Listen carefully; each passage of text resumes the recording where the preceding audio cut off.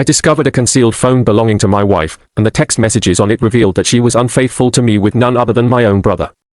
Shocked and hurt, I confided in my sister-in-law about this betrayal. However, my family reacted with intense anger and insisted that I keep quiet to protect my brother's reputation. Allow me to introduce my half-brother, Jerry, who is 35 years old. Jerry entered our lives when my father was still married to his ex-wife. They had Jerry when he was just 6 months old, but my father decided to leave his ex-wife shortly after, citing incompatibility as the reason for their divorce.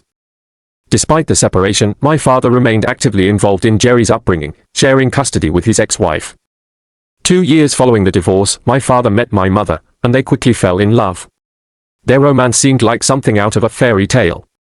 My mother often recounts how my father first saw her from outside a coffee shop, and it was love at first sight for him. He mustered the courage to enter the shop and ask her out. After dating for a few months, he proposed, and she immediately accepted, believing he was her soulmate and that they were destined to be together. Everything seemed perfect initially. Unfortunately, about a year into their marriage, my father confessed to my mother that he had cheated on her with a co-worker. Overwhelmed with guilt, he admitted his mistake, and my mother chose to forgive him. They sought marriage counseling and managed to mend their relationship. My mother was convinced that having a child would help resolve their issues, which led to my birth.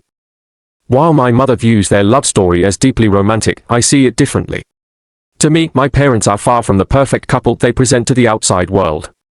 They exhibit a lot of dysfunction behind the scenes, contradicting the flawless image they strive to maintain.